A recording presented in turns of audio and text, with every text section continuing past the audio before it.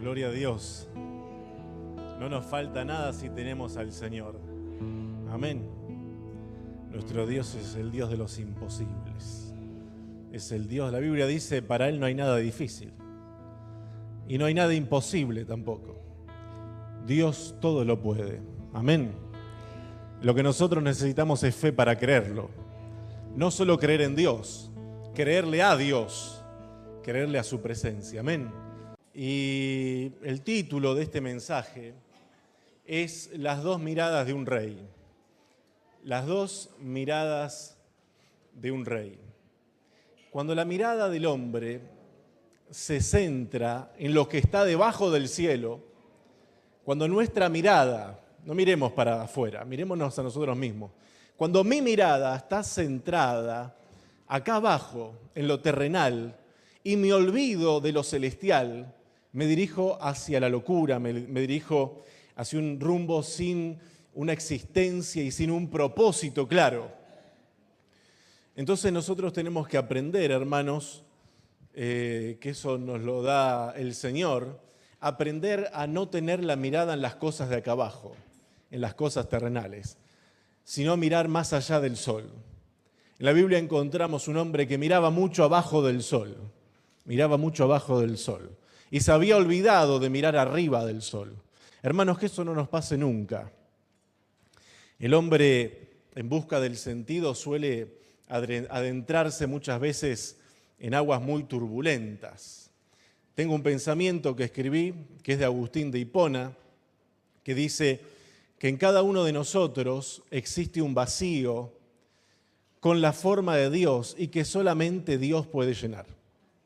En cada uno de nosotros, dijo Agustín de Hipona, hay un vacío con la forma de Dios, que tiene la forma del Señor.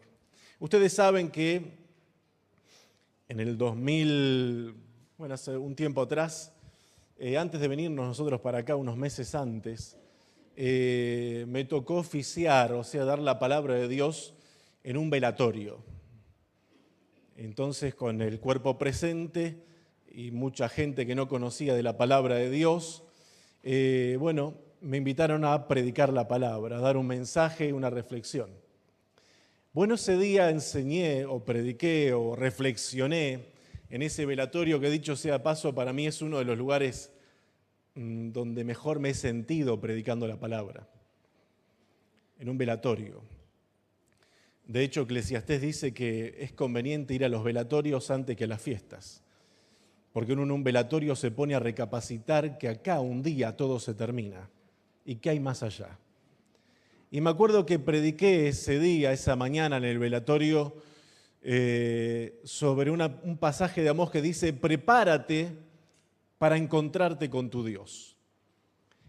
E hice un llamado evangelístico, aprovechando que no había mucha gente cristiana, era mucha gente del gobierno y de instituciones importantes, y dije, este es el momento de hacer ese llamado. Entonces terminé de predicar con el cuerpo ahí, y me acuerdo que les pregunto a las personas que estaban ahí, luego de enseñarles de la importancia de acercarse a Dios y de encontrarse con Él, les pregunté cuántos de ellos querían aceptar a Cristo en su corazón y prepararse y comenzar a caminar delante de Dios. No solamente hacer una oración, sino algo más profundo, entregarse de verdad al Señor. Muchas personas en esa mañana se entregaron al Señor, muchísimas.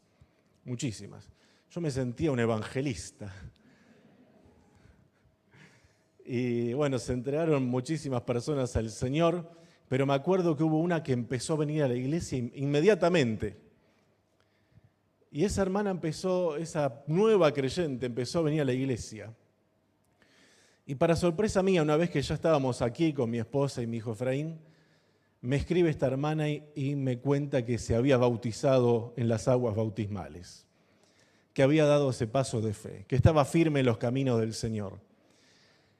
Y no solo eso, hace un mes atrás, después de 20 y tantos largos años viviendo en concubinato sin casarse, se casaron con la pareja de toda la vida.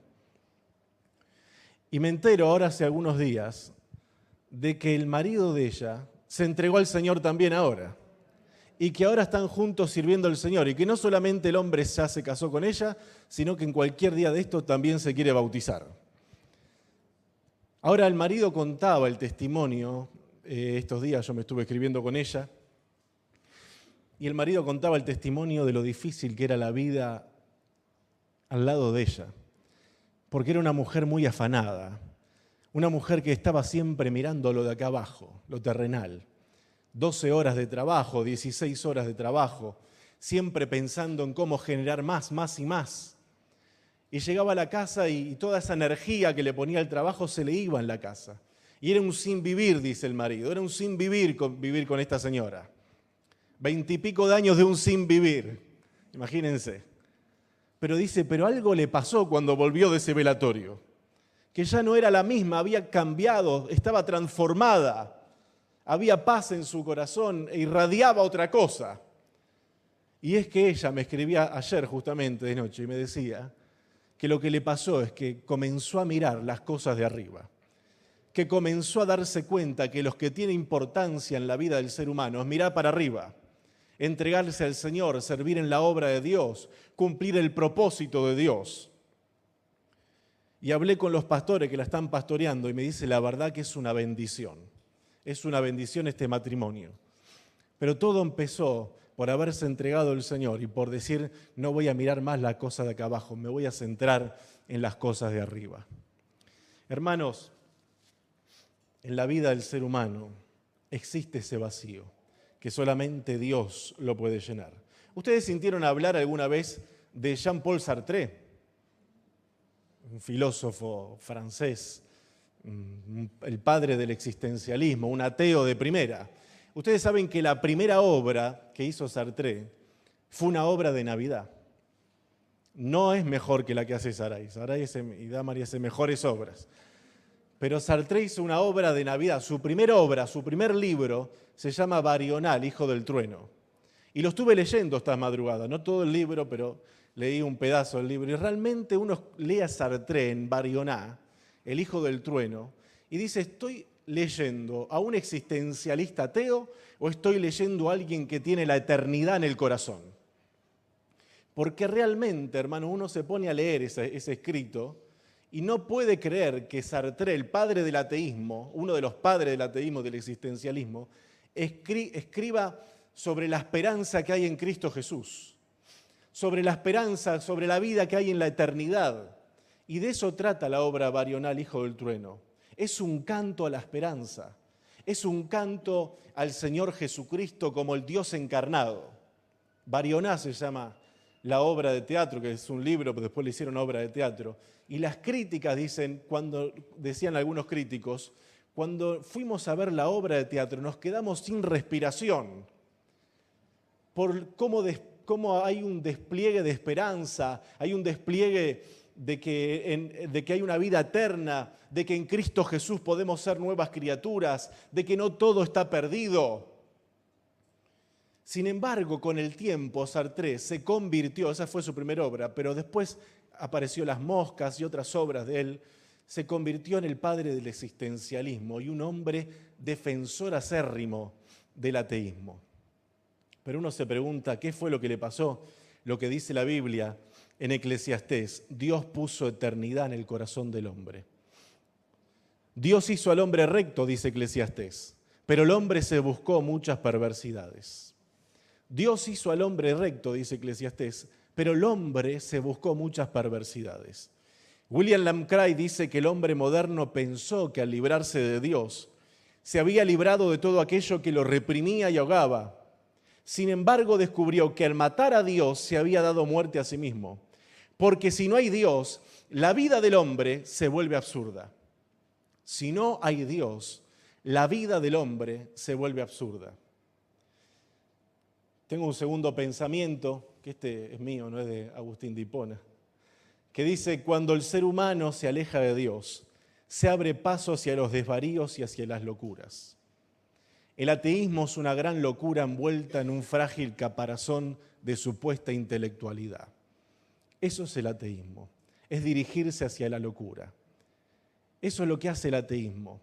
Nos envuelve en un caparazón que es frágil y que tiene una supuesta apariencia de intelectualidad. Ahora, yendo al libro de Eclesiastés, encontramos un libro que pareciera pesimista en un principio. ¿Cuántos leyeron todo el libro de Eclesiastés? En un principio, usted lee el primer capítulo y el segundo capítulo, y parece que es un escepticismo terrible. Parece que el hombre está desesperanzado.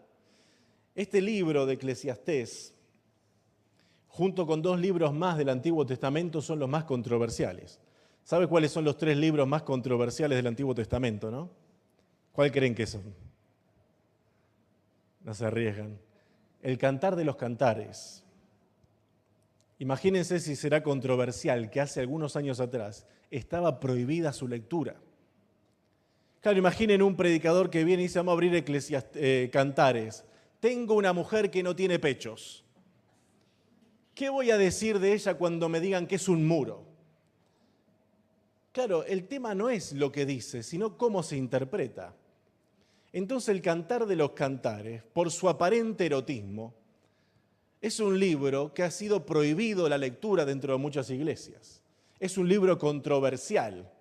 El otro libro controversial es Esther. ¿Saben por qué? Porque no nombra a Dios por ningún lugar. Sin embargo, vemos a Dios en todas sus páginas. Esther no menciona a Dios bajo ningún concepto. Usted no va a encontrar así dice Jehová, así dice el Señor, Dios hizo esto, Dios me libró de aquello. No va a encontrar nada de eso en el libro de Esther. Sin embargo, aunque Dios no se menciona, su poderosa presencia está en sus páginas, por lo que ocurrió. Por eso, hermano, no es necesario estar todo el tiempo mencionando al Señor. Nos volvemos religiosos así. Lo importante es que realmente Él esté obrando en nuestra vida. Y el otro libro que es controversial es el Eclesiastés. A este libro lo han denominado el niño malcriado de la Biblia. Miren ustedes, ¿no? El niño malcriado de la Biblia. Otros le tienen miedo y un rabino dijo: es un libro peligroso. Es un libro peligroso. No han faltado quienes lo han considerado como una oveja negra dentro de los 66 libros. Dice, los 65 están bien, pero este de Eclesiastés es una oveja negra. Es una oveja negra. Los demás dicen así dice el Señor, los profetas, por ejemplo, pero en Eclesiastés no dice nada de eso. Hay algunos que han llegado a sugerir que Eclesiastés está por error en el canon bíblico y que realmente no es un libro inspirado por el Espíritu Santo de Dios. Ahora yo quiero desmentir todo eso y yo quiero decirle, hermano, no tenga miedo a leer el Eclesiastés, porque va a encontrar en el Eclesiastés una fuente de sabiduría. Es un libro que exuda sabiduría. Es un libro que en sus páginas supura la sabiduría de Dios. Quizás sea el libro más controversial y complejo de la Biblia, seguramente.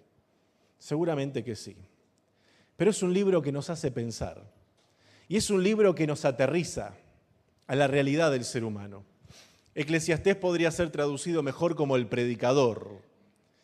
Y es uno de los libros sapiensales o poéticos de la Biblia. No es recomendable, cuando uno va a leer Eclesiastés, no es recomendable leerlo por porciones.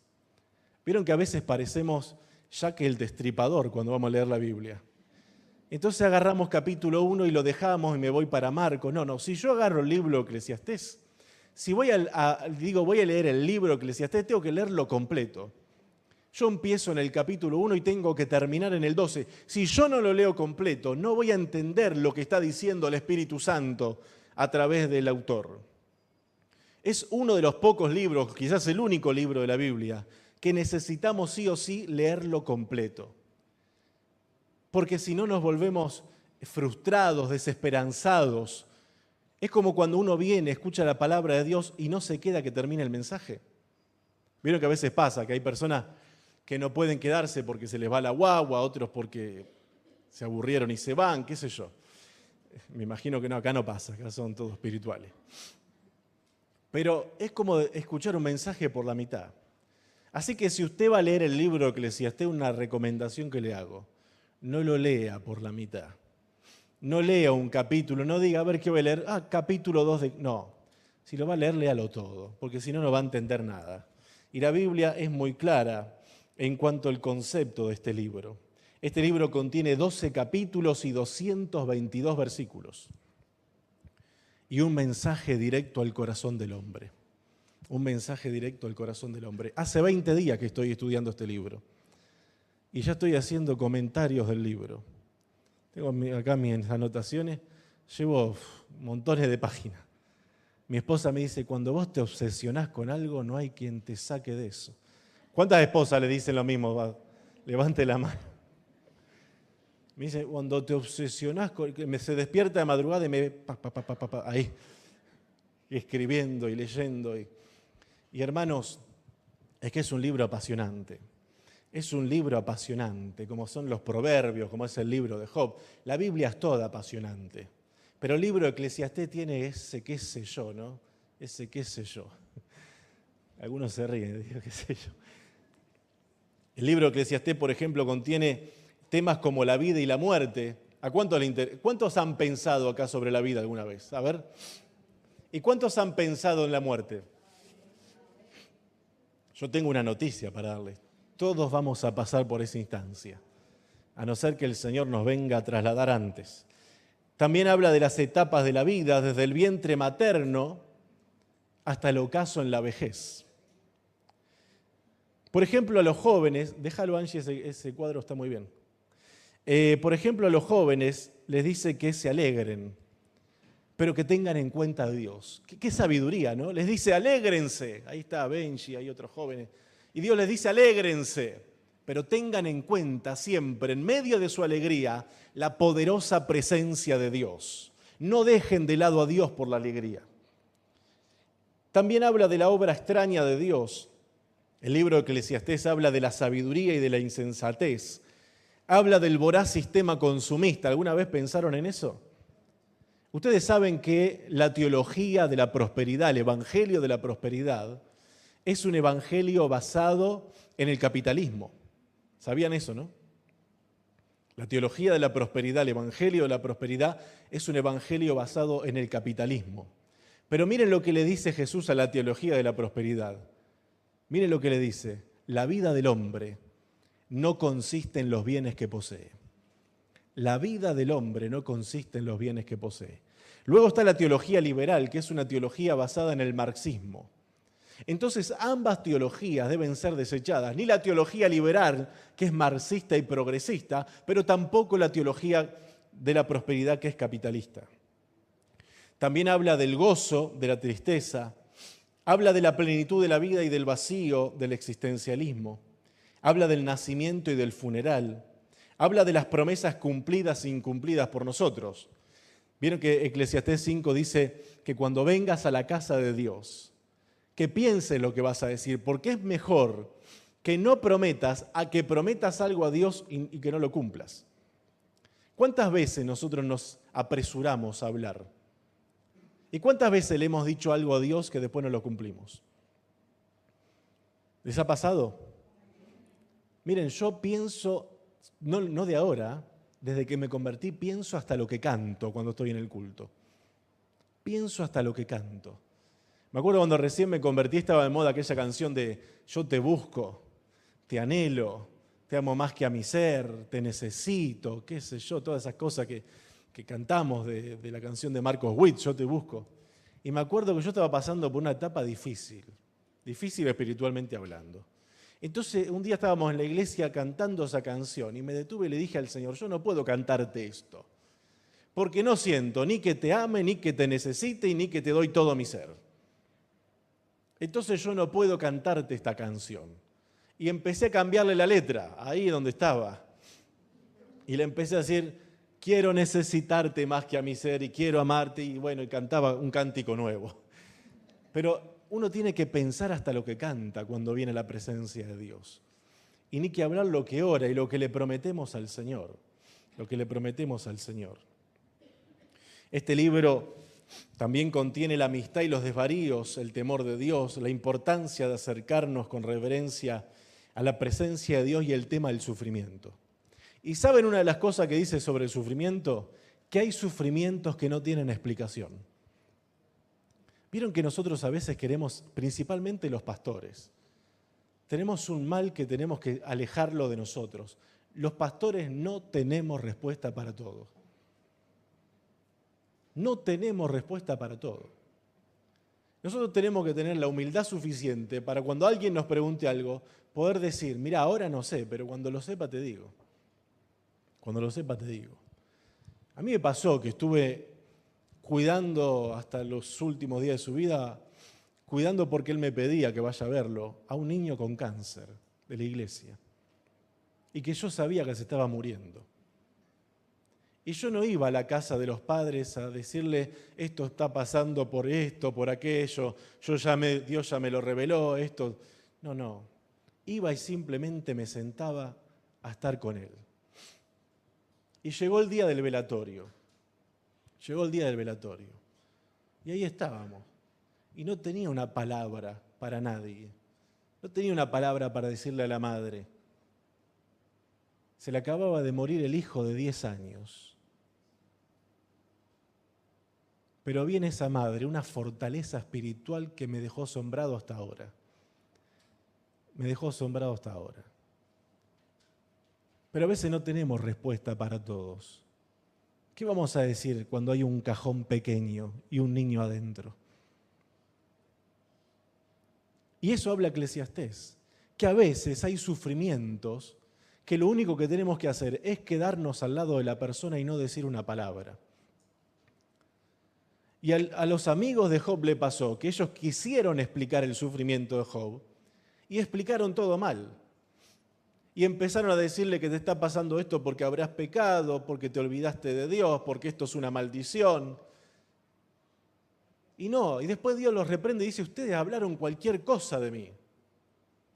Entonces a veces lo que dice Eclesiastés, que lo mejor ante el sufrimiento es hacer silencio y permitir que la poderosa presencia del Espíritu Santo traiga consuelo al alma angustiada. El autor de este libro es el rey Salomón, aunque algunos dicen que pudo haber sido otro descendiente de David, pero nosotros creemos que es, por lo menos yo, creo que es el rey Salomón. Y encontramos que este rey Salomón fue un rey muy mimado por David. David fue un gran rey, pero como padre no fue el mejor. No fue el mejor. La Biblia dice que él no contrariaba a sus hijos. Él no era disciplinado con sus hijos. Los hijos eran mimados. Los hijos eran que David se creía que sus hijos eran el ombligo del mundo. Y nosotros tenemos que tener cuidado, hermanos, porque esto nos enseña también algo. Para mí Efraín es el ombligo del mundo, para mí. Y es el niño más bueno y más lindo del mundo, para mí. Pero si yo ahora voy y le pregunto a las que hay madres por acá que las estoy viendo, y me van a decir, no, el niño más lindo del mundo es el mío, no el tuyo. Y el problema de David es que David no contrariaba a sus hijos. Y eso es un problema muy grande, que le repercutió en la vida de Salomón a futuro. Miren, hermanos, con los hijos no tenemos que ser muy complacientes. No seamos muy complacientes con nuestros hijos, pero tampoco los provoquemos a ira. Tampoco seamos ásperos con ellos. La Biblia nos habla que tenemos que tener un equilibrio en la crianza de nuestros hijos. ¿Conocen esos hijos que son todos mimados, que no se les puede decir nada, nunca se los llama la atención? No, hermano, eso a la larga les juega una mala pasada. La Biblia dice que criamos a nuestros hijos en disciplina y amonestación del Señor. Disciplina y amonestación del Señor. Pero que no seamos ásperos con ellos, que no los provoquemos a ira, que no se nos vaya la mano en lo que es la disciplina, la severidad. Tiene que haber un equilibrio, y ese equilibrio no lo tuvo David. David crió a Salomón entre algodones. Él mismo dice, porque yo también fui hijo de mi padre, delicado y único delante de mi madre. Salomón tuvo experiencias gloriosas, colosales, al punto de tener 2 encuentros con Dios. Dios se le apareció 2 veces. Salomón oraba y fuego caía del cielo. ¿Sabían eso, no? Uno siempre dice que el profeta de fuego era Elías. Pero no, Salomón fue un rey de fuego también. Porque dice la Biblia, cuando Salomón terminó de orar, de los cielos descendió fuego. Cuando Salomón terminó de orar, de los cielos descendió fuego. Salomón fue el hombre más sabio de la historia. Durante algunos años fue un monarca humilde, sensacional. Vivió la época de oro. Sin embargo, Salomón empezó a desoír la voz de Dios y eso lo llevó al fracaso. La desobediencia a Dios, el haber endurecido el corazón, llevó a Salomón al fracaso. Miren, si ustedes, no lo vamos a buscar ahora, si ustedes leen 1 Reyes 3 y 9, 1 Reyes capítulo 3 y capítulo 9, va a encontrar un Salomón en su apogeo. Dios se le aparece, habla con él, le da sabiduría, le da fama, le da riqueza, le da opulencia. Salomón no sé cuántos millones de dólares ganaba por dólares, transformándolo no ahora. No había dólares en esa época. Ganaba 200 y pico millones de dólares por año. Era un hombre rico, era un hombre famoso, era un hombre sabio, era un hombre que andaba en los caminos del Señor. Sin embargo, en el capítulo 11 de Primera de Reyes, vemos la decadencia de Salomón. ¿Y cuál fue su decadencia? Que tuvo 1000 mujeres. Y que muchas de ellas eran paganas, no tenían temor de Dios. Y dice la Biblia que esas mujeres inclinaron el corazón de Salomón hacia el mal. Y esto es una terrible advertencia. Cómo un hombre puede empezar bien y terminar mal porque no cuida su corazón. Es un ejemplo a no seguir. En este maravilloso libro, Salomón hace una autobiografía muy descarnada de su vida, pero de su vida lejos del Señor y de lo que ocurre cuando nos alejamos de Dios. Cuando la mirada del hombre se centra en lo terrenal, se olvida de lo celestial. Imaginemos lo que está escribiendo acá Salomón, en el capítulo 1 y 2, que le pido que vayan abriendo la Biblia, si no la tienen abierta. En el capítulo 1 y en el capítulo 2, Salomón hace una cruda realidad de la vida debajo del sol. Lo que nos está diciendo el capítulo 1 y el capítulo 2 de Eclesiastés es que nosotros nos imaginemos esto. Imaginémonos que la vida nuestra es solamente lo que se vive acá debajo del sol. Y que nos morimos y que no hay nada más después de eso. Qué trágico, ¿no? Nos pusimos a pensar por un momento cómo sería la vida si todo se termina acá. ¿No tiene un sinsentido la vida si eso fuera así? ¿No pierde su sabor la vida si realmente todo se termina acá abajo? Pues eso es lo que Salomón está diciendo, que le pasó a él cuando comenzó a alejarse de Dios. Comenzó a perder la perspectiva de lo eterno. Y la Biblia dice que pongamos la mira en las cosas de arriba y no en las de la tierra. Que nuestro enfoque esté puesto arriba en el cielo. La vida del hombre, de acuerdo a lo que dice los primeros capítulos de Eclesiastés, sería dormir, sería comer, sería trabajar, sería angustiarse, sería relajarse, sería intentar ser feliz por un poco de tiempo. Y hay expresiones que se reiteran en este libro, que es vanidad de vanidades. Todo es vanidad. Lo que quiere expresar Salomón acá es que lejos de Dios todo es vapor, todo es humo. Lo que está diciendo acá, vanidad de vanidades, literalmente es que es todo vapor. ¿Ustedes intentaron agarrar el humo alguna vez? El humo pareciera que fuera sólido y que uno lo puede agarrar y guardarlo. Pero cuando uno lo quiere agarrar con las manos, el humo se escurre entre nuestros propios dedos. Y lo que está diciendo Salomón, que cuando el hombre no contempla a Dios, que dicho hay un himno hermoso que se llama Contempla a Dios, en su trono está, venid y adoremos. Contempla a Él, nadie es como Él. Pero cuando el hombre deja de contemplar a Dios, cuando el hombre deja de mirar a Dios, cuando el hombre comienza a centrarse en sí mismo y en las cosas de acá abajo, lo que está diciendo Salomón en el capítulo 1 y en el capítulo 2 es que el hombre comienza a perderle el sentido a la vida. Es que el hombre comienza a perder una perspectiva real de lo que es la vida del hombre. Eso ocurre cuando dejamos de mirar al Señor. Vanidad de vanidades, dice, todo es vanidad. Cuando uno está lejos de Dios, lo que está diciendo Salomón, hablando del humo, del vapor, es que no ve con claridad la realidad. El humo no nos deja ver con claridad. Y no solo eso, el humo es algo efímero, es algo pasajero, es algo que ahora está, pero dentro de un par de segundos ya no está. Y Salomón está diciendo que cuando él se alejó de Dios, la vida le comenzó a parecer como un sinsentido.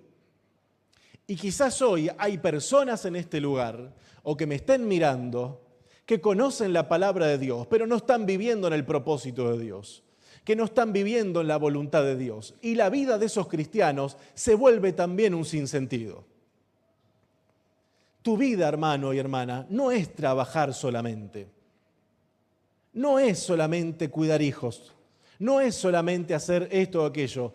Tu vida, hermano, tiene un propósito y uno tiene que saber cuál es la voluntad de Dios y comenzar a vivir en la voluntad de Dios. Conozco cristianos vacíos. Los evangelistas, para que la persona pasen al altar, dicen, ven a Cristo y el Señor va a llenar el vacío de tu corazón. ¿Lo escucharon eso alguna vez? Bueno, eso en parte es cierto y en parte no. Porque el vacío del corazón no solamente lo llena la poderosa presencia de Cristo, sino comenzar a vivir en el propósito de Dios, comenzar a vivir en el plan de Dios, comenzar a hacer la voluntad de Dios. El mayor de los descubrimientos no fue que Colón descubrió las Américas. El mayor descubrimiento no fue que el hombre haya pisado la luna. El mayor descubrimiento es descubrir cuál es la voluntad de Dios para mi vida. Y la mayor hazaña es que una vez que lo descubro, comienzo a hacer la voluntad de Dios. Comienzo a dar pasos en fe para que la voluntad de Dios se haga en mi vida. Cuando Salomón se alejó de la voluntad de Dios, se alejó de Dios y por consiguiente de la voluntad de Él. Comenzó a decir, abajo del sol, todo es pasajero y es todo un sinsentido. Hermano, si hay alguien en este lugar o alguien me está mirando a través de las redes sociales que dice yo soy cristiano, pero no le encuentro una verdadera felicidad a la vida cristiana. No le encuentro el verdadero sabor de la vida cristiana. Yo creo que ese cristiano debería preguntarse, ¿estoy caminando en el propósito de Dios? Porque si yo no camino en el plan de Dios, mi vida cristiana se vuelve una vanidad de vanidades, en donde vengo al culto, levanto las manos, canto 4 canciones, me siento un rato, escucho una palabra, saludo a los hermanos, el que saluda, porque otros se van rápido, y todo eso se termina ahí, eso es mi vida cristiana. No, hermanos, Dios no te llamó solamente para eso. Dios no te llamó solamente para que vengas a calentar el banco. Dios te llamó con un propósito, con un plan. Yo siempre le digo al Señor, Señor, no sé por qué me elegiste a mí para enseñar la palabra, siendo que hay tanta gente que seguramente lo puede hacer 1000 veces mejor que yo. Y siempre me venía un pensamiento cada vez que le preguntaba eso al Señor, así que no sé si es un pensamiento que me daba el Señor o uno mismo, pero siempre me da este pensamiento, es que tengo un corazón dispuesto y disponible para hacer la voluntad de Dios.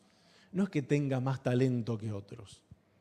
Quizás acá haya hermanos que hasta prediquen mejor que yo y enseñen mejor que yo. Pero hay mucha gente que predica y enseña bien, pero no lo quiere hacer.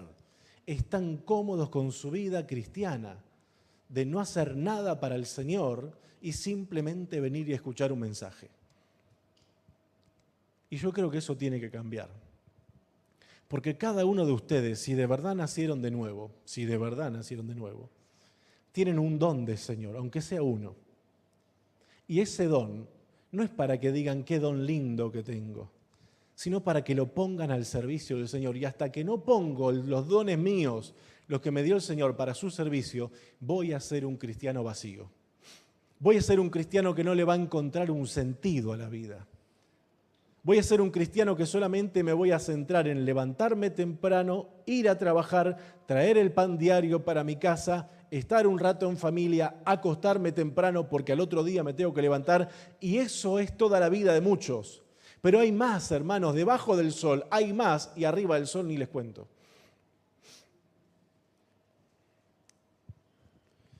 Otra expresión que aparece en este libro es debajo del sol. Y esto es desde el punto de vista terrenal sin Dios. En principio, Eclesiastés pareciera ser un libro pesimista, al punto que miren lo que dice él, por ejemplo, en 3:19, no lo busquen, yo tampoco se lo di a la hermana. Por ejemplo, en 3:19, para que vean ustedes al punto que puede llegar el ser humano cuando se aleja de Dios. Porque lo que sucede a los hijos de los hombres y lo que sucede a las bestias, un mismo suceso es, como mueren los unos, así mueren los otros. Y una misma respiración tienen todos, ni tiene más el hombre que la bestia, porque todo es vanidad. ¿Qué está diciendo ahí Salomón? Se había alejado tanto de Dios y estaba hablando debajo del sol siempre, el debajo del sol. Que él nos está contando que cuando él se alejó del propósito de Dios, llegó a tal grado de desesperanza que empezó a decir, lo mismo es un perro que un ser humano.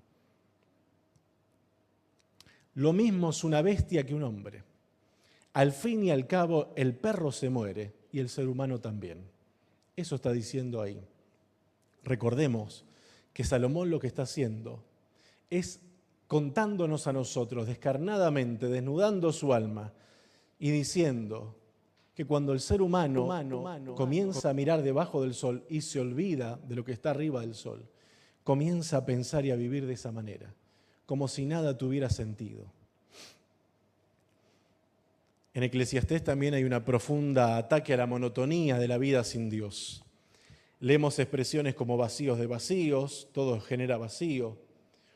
Este libro, hermanos, les decíamos, a través del Espíritu Santo hay una sabiduría grandiosa en este libro, una sabiduría que realmente es grandiosa. Me recuerda la vida del hijo pródigo. ¿Se acuerdan? La vida del hijo pródigo, ese hombre que comenzó a vivir perdidamente, dice la Biblia. Comenzó a sentir vacío en su vida, igual que la mujer samaritana, una mujer que había tenido 5 maridos, y dice Jesús, y el que ahora tenés no es tu marido. Una mujer que había buscado llenar el vacío en el sexo. Al hijo pródigo le pasó lo mismo. A Salomón le pasó lo mismo. La palabra de Dios, hermanos, es muy clara en este libro, aunque a veces pareciera complejo, pero realmente es muy claro este libro, es muy claro. Por supuesto que no podemos mirar los 12 capítulos, pero por ejemplo, si vamos al capítulo 2, vamos a encontrar que este rey nos cuenta con una sinceridad envidiable, lo que yo le llamo, y en Argentina también, no sé si acá se le dice, sincericidio, cuando uno se vuelve muy sincero. Bueno, se vuelve tan sincero que él comienza a contar todo lo que probó para ver si encontraba sentido a su vida. Y él llega a la conclusión de que todo lo que había probado era un correr tras el viento, no tenía sentido. Por ejemplo, en el capítulo 2, versículo 1 al 3, dije yo en mi corazón, ven ahora, te probaré con alegría y gozarás de bienes. Mas esto también era vanidad. Lo que está diciendo acá Salomón es que los placeres temporales le causaron un sinsentido y un vacío en su vida. En el versículo 2 dice, a la risa dije, enloqueces. Y al placer, ¿de qué sirve esto? Qué interesante, a la propia risa se reía y dice, estás loco. Salomón había perdido el sentido de su vida. Entonces llega a decir, a la risa, dije, enloquece. En el versículo 3 dice, me propuse en mi corazón agasajar mi carne con vino y que anduviese mi corazón en sabiduría con retención de la necedad, hasta ver cuál fuese el bien de los hijos de los hombres, en el cual se ocuparan debajo del cielo todos los días de su vida. Entonces, del 1 al 3 del capítulo 2 vemos que él buscó satisfacción en los placeres terrenales y no lo encontró. Buscó satisfacción en las obras, capítulo 2, versículo 4 al 6. Capítulo 2, versículo 4 al 6 dice, engrandecí mis obras, edifiqué para mí casas, planté para mí viñas. ¿Qué más? Me hice huertos y jardines y planté en ellos árboles de todo fruto. Me hice estanques de agua para regar de ellos el bosque donde crecían los árboles. Acá Salomón está diciendo, los placeres no me dieron ningún sentido de vida. Encontré que todo era vanidad, que todo era vacío. Entonces, ¿qué hice? Me dediqué a hacer grandes obras. Ahora, hay una palabra que se repite en estos 3 versículos. ¿Saben cuál es? Me, mis y mí. Es que el hombre no puede encontrar satisfacción viviendo para sí mismo. Los seres humanos no podemos encontrar satisfacción si vivimos para nosotros mismos. Acá el Espíritu Santo lo que nos está enseñando, que la vida egoísta de este hombre lo llevó a un sinsentido. Nadie puede ser verdaderamente feliz si decide vivir pura y exclusivamente para sí. Y quiero hacerme eco de las palabras del médico misionero Albert Schweitzer, el médico de Lambarén, misionero en África, que mire lo que dijo él: no sé cuál será el destino de cada uno de ustedes. Y lo que le dijo Albert Schweitzer a esa congregación se los digo yo a ustedes hoy. No sé cuál será el destino de cada uno de ustedes, pero algo sí sé. Los únicos entre ustedes que serán realmente felices son los que han buscado y han encontrado el modo de servir. Los únicos entre ustedes, como cristianos, que van a ser realmente felices son los que han buscado y han encontrado el modo de servir. El modo de servir. No hay felicidad si yo me miro al ombligo. No hay felicidad si yo vivo para mí. La felicidad verdadera del cristiano es hacer lo que dijo el Maestro. ¿Y qué nos dijo nuestro Señor? Que la gente, miren usted alrededor, los grandes gobernantes se enseñorean de la gente y de su pueblo. Pero dijo Jesús, pero yo estoy entre ustedes como el que sirve. Yo estoy entre ustedes como el que sirve. ¿Y qué hizo? Dice que se ciñó una toalla, agarró una palangana, la llenó de agua y comenzó a lavarle los pies a los discípulos. Y ¿sabe lo que nos estaba diciendo hoy el Señor? Si ustedes quieren ser felices y si ustedes quieren ser grandes, tienen que buscar el modo de servir.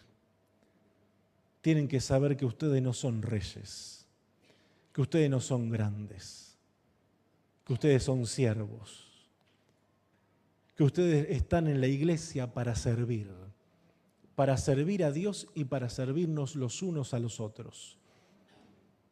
Para servir a Dios y servirnos los unos a los otros. Y qué satisfacción grande que sentimos cuando hacemos, aunque sea lo mínimo, por el hermano. Aunque sea lo mínimo. Porque el Espíritu de Cristo es el Espíritu que nos lleva al servicio. Salomón, no lo vamos a leer porque se nos fue el tiempo, pero por ejemplo en el versículo 7 y 9 del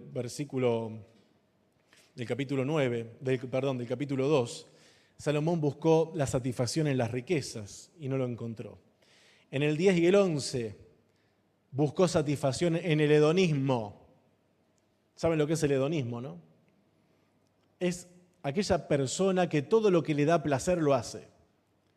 Salomón no se negó a nada que le diera placer, sin embargo dice que esa vida hedonista lo llevó al vacío, lo llevó a darse cuenta de que incluso los placeres no le podían llenar el corazón. Encontró también en la sabiduría y en la necedad, vanidad de vanidades. Llega a decir en el versículo 17 del capítulo 2, y ese sí lo vamos a leer: aborrecí por tanto la vida, porque la obra que se hace debajo del sol me era fastidiosa, por cuanto todo es vanidad y aflicción de espíritu. Por cuanto todo es vanidad y aflicción de espíritu. Dice, aborrecí la vida. Salomón nos está contando, el autor de este libro, que vuelvo a reiterar, la mayoría creemos que fue Salomón, otros dicen que fue otro descendiente de David, pero en el primer versículo ya leemos que dice que fue el rey de Jerusalén, hijo de David. También encontró vacío en su trabajo, cuando se dedicó solamente a trabajar. Y el cristiano, cuando solamente se dedica a trabajar y no tiene tiempo para las cosas de Dios, comienza a enfriarse y comienza a experimentar este vacío existencial.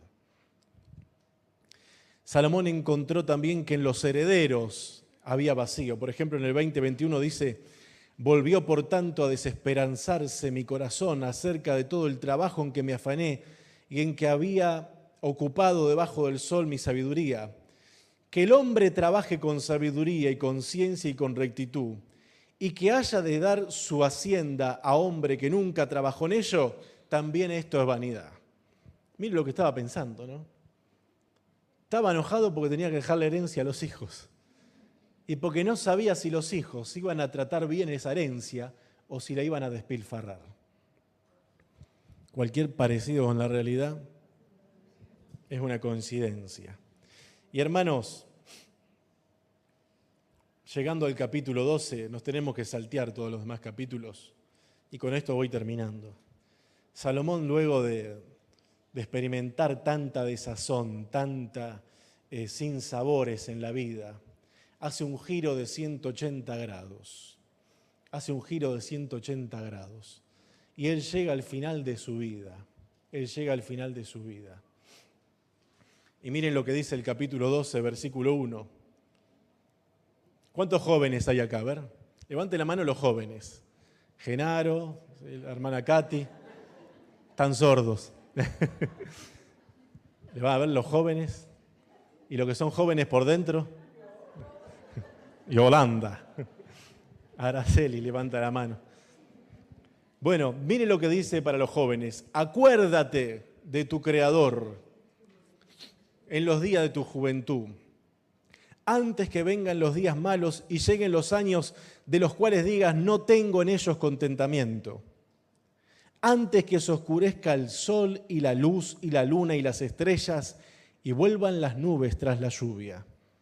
Está hablando de que a los jóvenes les está diciendo, ahora que tienen fuerza, ahora que tienen vigor, acuérdense del Señor. Yo no sé si a todos los que están tocando los 40 le pasa, pero yo si me tiro en el piso hoy, no me levanto con la misma velocidad que cuando tenía 20. Por eso le decía a Anderson, empecé a hacer ejercicio. No, porque escuché un médico que decía, el que no hace ejercicio a partir de los 40, cuando llega a los 60 y pico va a depender de que los hijos lo lleven para todos lados. Bueno, como tiene 3 no pasa nada.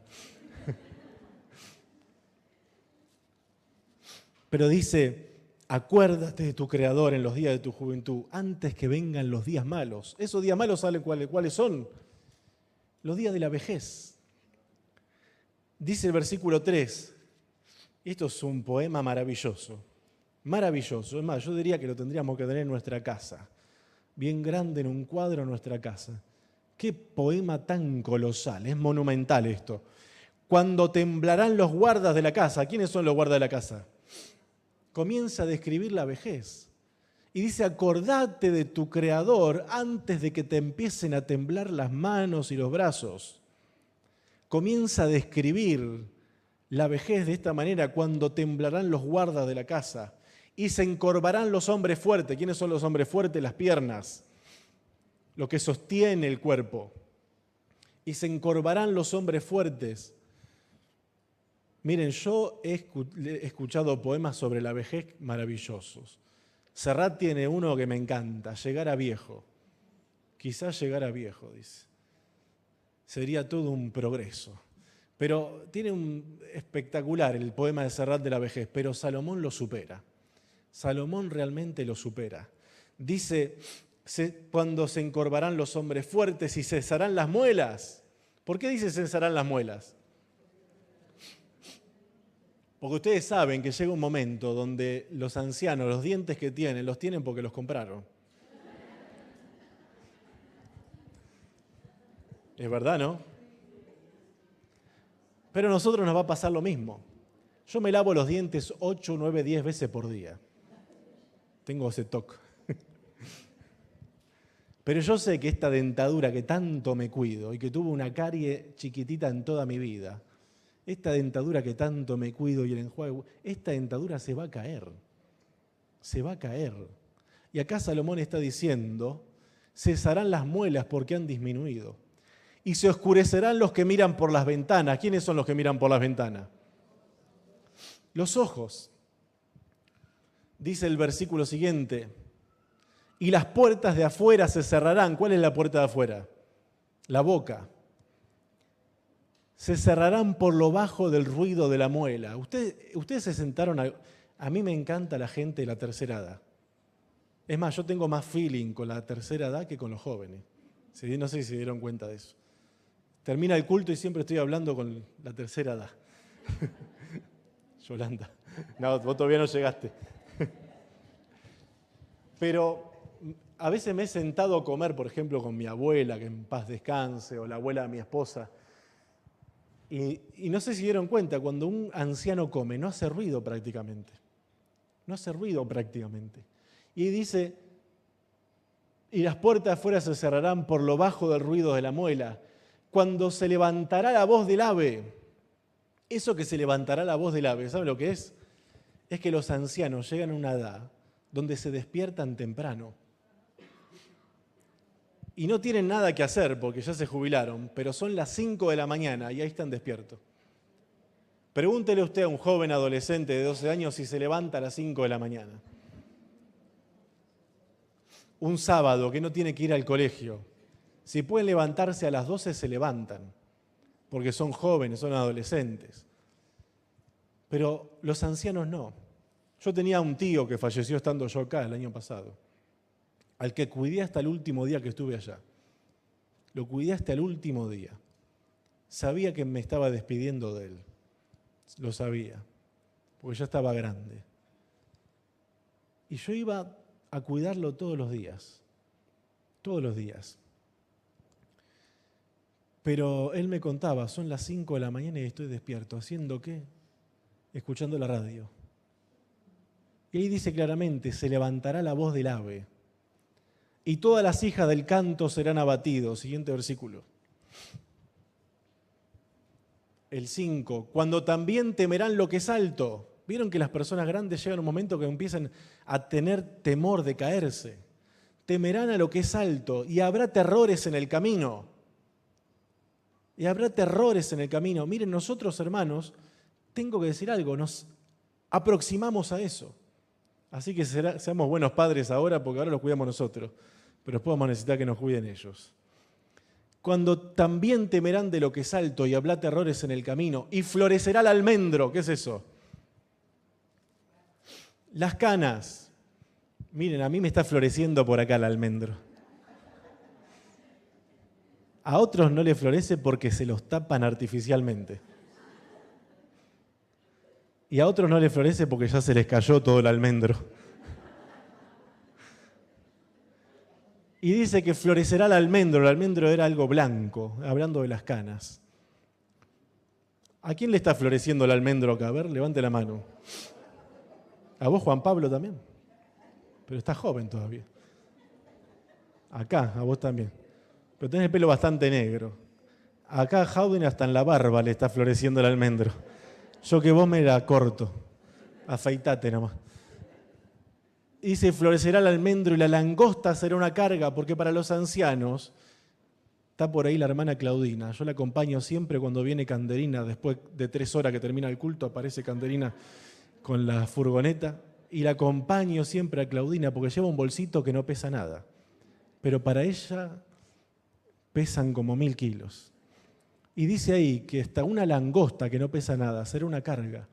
Y se va a perder el apetito, por eso los ancianos comen cada vez menos. Porque el hombre va a su morada eterna y los endechadores andarán alrededor por las calles. Versículo 6. Y acá habla de la muerte. Acá habla de la muerte. Antes que la cadena de plata se quiebre y se rompa el cuenco de oro y el cántaro se quiebre junto a la fuente y la rueda sea rota sobre el pozo y el polvo vuelva a la tierra como era y el espíritu vuelva a Dios que lo dio.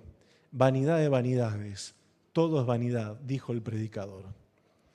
Vamos a ir al versículo 13 y 14 y los músicos pueden ir pasando. Termina diciendo, el fin de todo el discurso oído es este. Así que ustedes cuando empiecen a leer Eclesiastés 1 y vayan leyendo, vayan pidiéndole al Espíritu Santo que les revele qué está diciendo en el 1, en el 2, en el 3, hasta el 12. Pero él termina diciendo con una conclusión que es magistral. Y este es el sentido de nuestra vida. El fin de todo el discurso oído es este: teme a Dios y guarda sus mandamientos, porque esto es el todo del hombre. Porque Dios traerá toda obra a juicio juntamente con toda cosa encubierta, sea buena o sea mala. ¿Qué está diciendo Salomón? Que después de todo lo que dijo, que después de todo lo que enseñó, el sentido de la vida se encuentra en una sola cosa: temer a Dios y guardar su palabra. Temer a Dios y guardar su palabra. Eso es el sentido, esa es la vida del hombre. Caminar en el temor de Dios. ¿Qué está diciendo? Tener en cuenta la poderosa presencia de Dios. Tener en cuenta la poderosa presencia de Dios. Nos ponemos de pie. Ese es el sentido en la vida del ser humano. No hay sentido de vida. No hay propósito de vida para nadie que no camine en el temor de Dios. No tiene sentido la vida de nadie que no tenga en cuenta la presencia de Dios en su vida. La presencia de Dios en su vida. Eso es lo que realmente le da sentido al ser humano.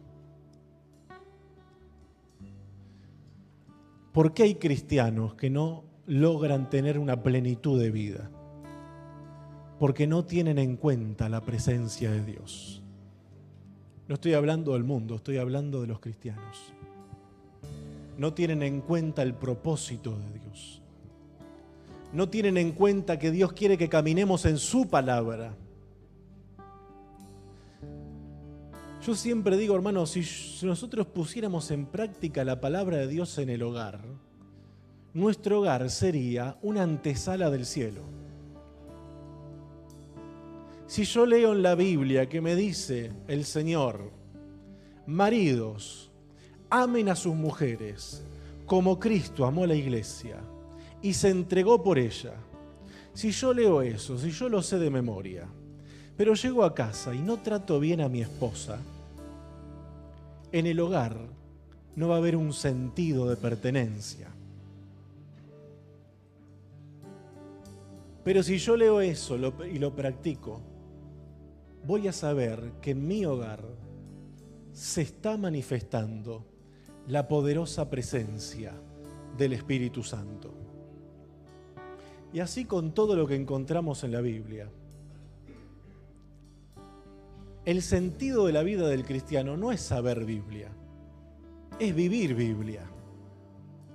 El sentido de nuestra vida no es volvernos teólogos eruditos, aunque me encanta la teología. Amo la teología. Y si quisiera, pudiera haber sido mucho más complejo en mis expresiones para hablar de este libro. Pero no es el propósito. El sentido de la vida no es cuánta teología sabemos, cuánta sana doctrina tenemos, sino cuánta sana doctrina vivimos. Cuánta sana doctrina vivimos.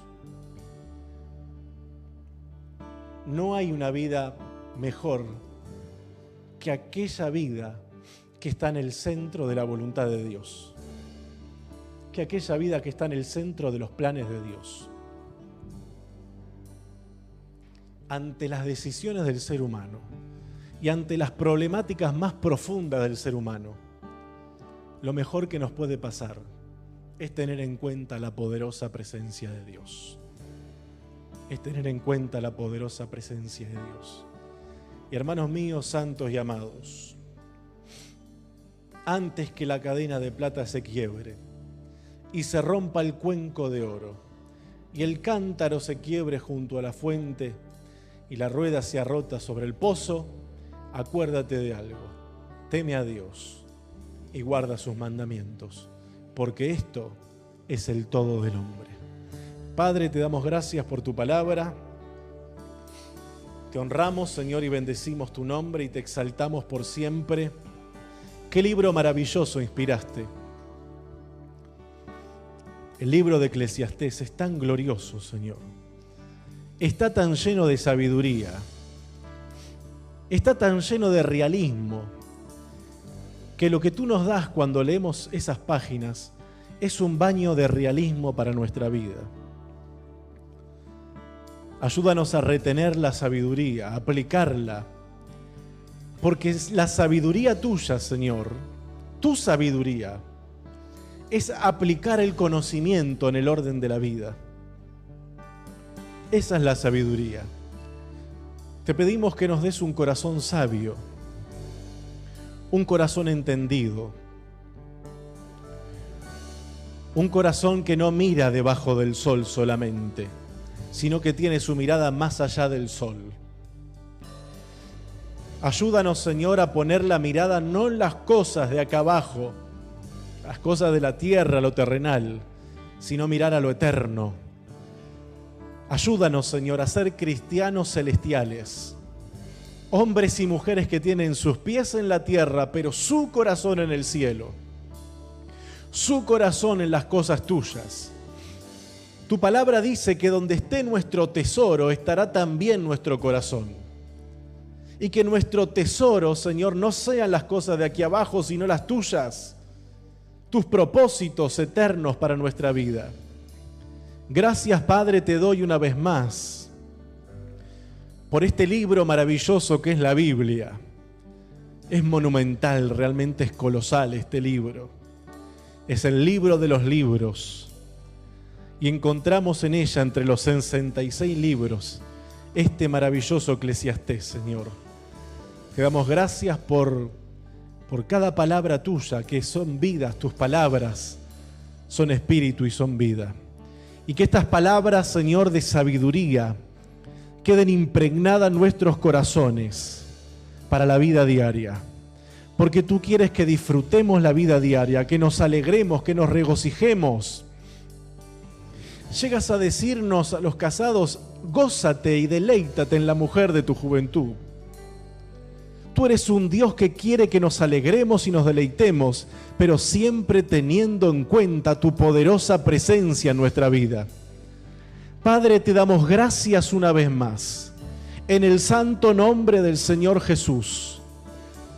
Imprégnanos de tu sabiduría, enséñanos a contar de tal modo nuestros días, que traigamos al corazón sabiduría, que no vivamos en los deleites temporales del pecado, sino que nos ocupemos y preocupemos por caminar en tus planes y propósitos. Te lo pido, Padre, en el santo nombre de Jesús. Amén y amén. Amén, hermanos, que Dios les continúe bendiciendo.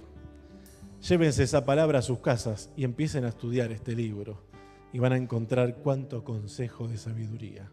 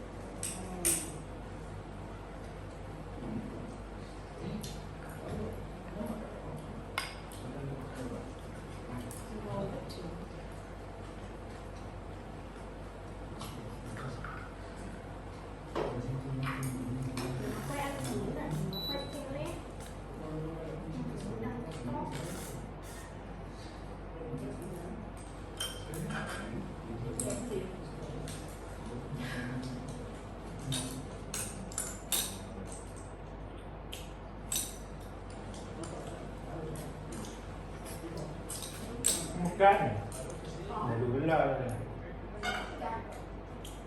Loại đấy. Bạn hơi to đấy. Như thế. Đấy, to lắm. Cái này nóng được không?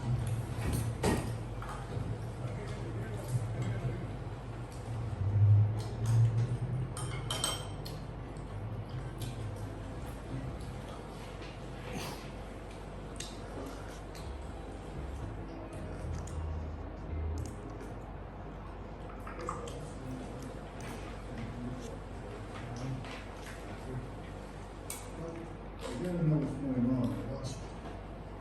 That's a wonder. That's what it was. And that's the news of appropriations. For us, everyone's proud of that work you guys did to bring down this way. And it is particularly one of the UP. But cocaine continues to go up. And there are people wondering share our enthusiasm to take a straight ahead. Our colleagues Thì nó lại sẽ lắp được mà nhé. But we wanted to come down here and Lắp thì đấy. see firsthand what's at stake, see how, and if. Lắp đi. Let's extend the senator's opportunity while they're here. Their mission is a priority. They ask, do it. One needs to look around, legal or illegal, good guys and bad guys, we all chase money. For the DEA, it's about budget means, kissing the right ass to keep the funding flowing. But if you're a trafficker, giving the money is easy. It's holding on to it, it's hard.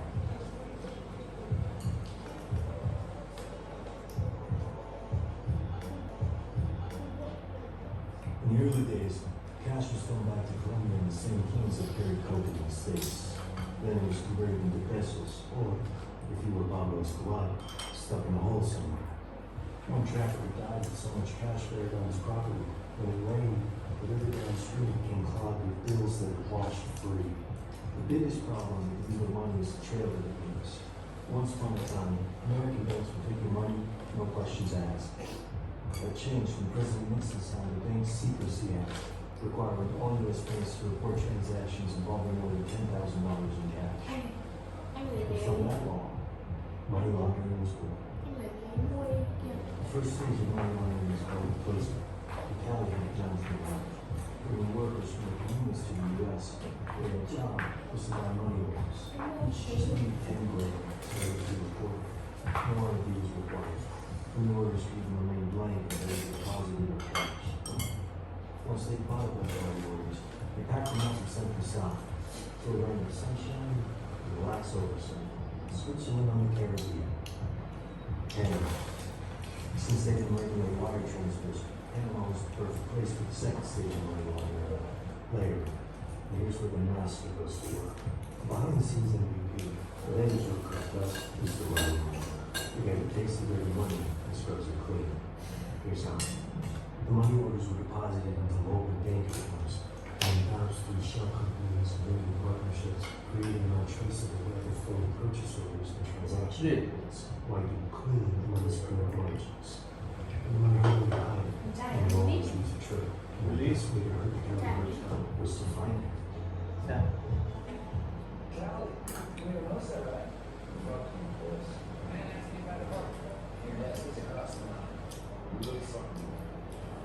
Special operations unit? Agents Leicester,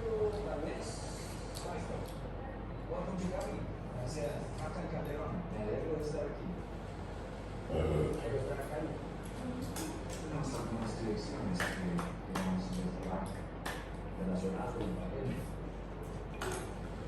No necesito de mí. Es sorpresa, de la veo, no tienen otro. ¿Y cómo le haré esa la última pregunta? Hay más policías corruptos como estos.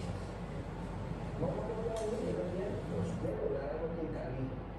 Necesitaba ayuda de la policía. Si no quiero, será alguien más. Háblame de mi interior. Comprendido. Bien. Esas direcciones están conectadas a operaciones financieras. queremos verlas. Tal vez encontramos algunas conexiones, unimos unos puntos. Trabajamos en lo que vemos.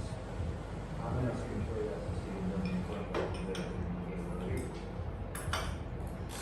Si no pueden ver de la mitad de la ciudad, yo ni siquiera podría saber que existe. No, hermano, yo tengo como fantasmas. It was true. While the terms of surrender would be finalized, the brothers got on the ground to avoid capture. They abandoned their swanky estates, secretly moved into new homes where they could continue running their empire without setting foot in their legitimate businesses. In all of this, while Champa continued to expand their operation, but sometimes all that's going on. The complete merging model led authorities to use one limited partnership and multiple accounts at the same bank. When they looked closer, they found it had ties to hundreds of bullshit accounts across Europe. And they all led back to one day, right here in Bogota. Lucky for us, the president would give the DEA our best weapon yet, the Clinton list. If we suspected a company of working with traffickers, then they knew what it is.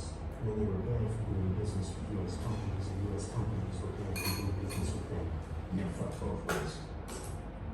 You know both ways. Ruben. Jason. Would you know this? You know it's Ủa? Cái này này. How many other ways? I would prefer the Clinton list. Sao bạn là người thực sự, sao bạn là người thực sự này nói chuyện với nhau này, ăn cơm nói chuyện với nhau này, chuyện đâu? Em không nhắc nhở anh quan tâm gì đến em cả.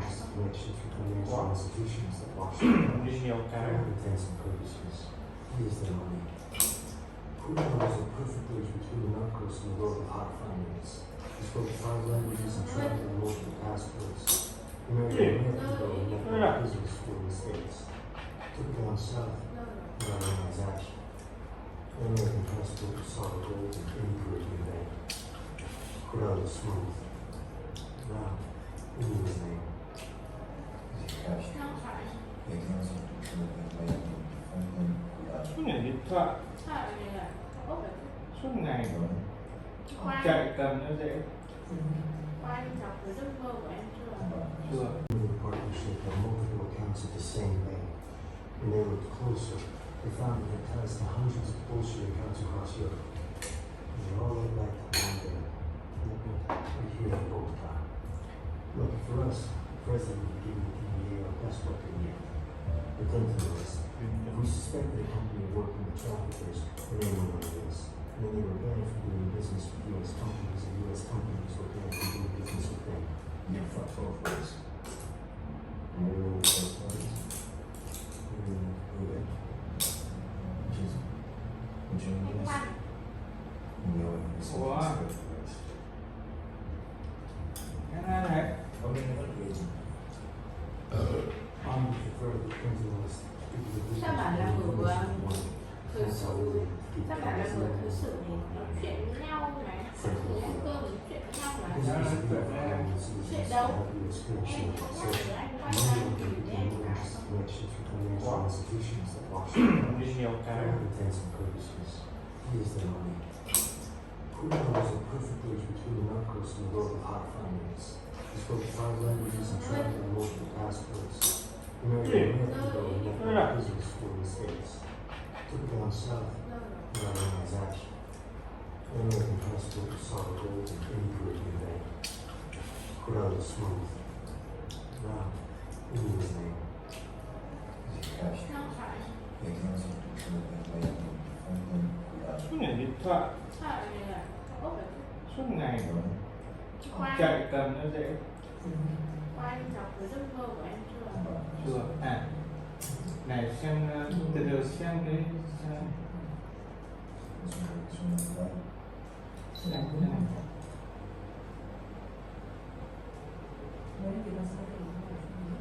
Xem cái kia bút. Đấy, bên trên đấy.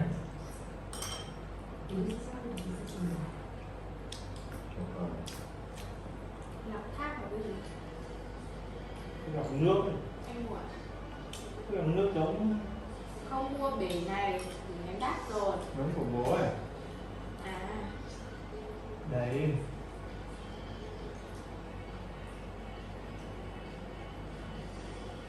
Mua lên cái đấy có 91.000. Nhưng cái bể này 91.000. cộng mua với ông nữa. Đúng là riêng mà. Nhưng mà bố mua cái đấy dày phết nhỉ?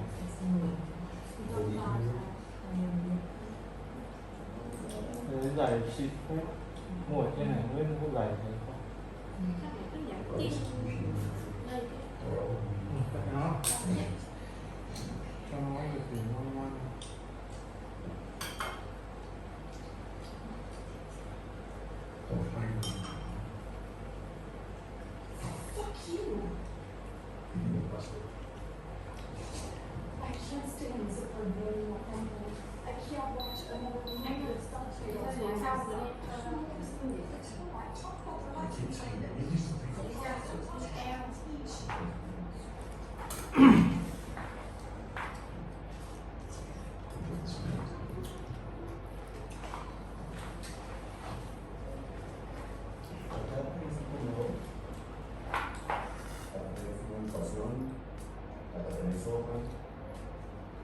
Y aquí está la pista.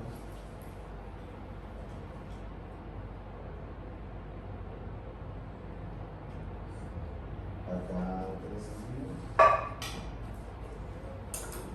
Por eso está dando. Es lo que tengo. No. ¿Qué es lo que me ves? ¿Ves? Pues estás haciendo oídos que no te sientes segura de volver a controlar. Por favor, dígale a mi cliente muchas gracias, pero que tengo que pensar en su conversación. Con los amigos.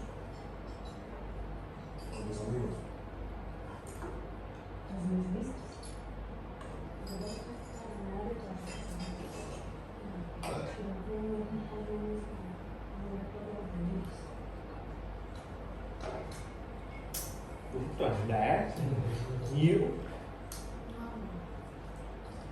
cũng nhiều đá biết đá không? Được chưa? Chưa.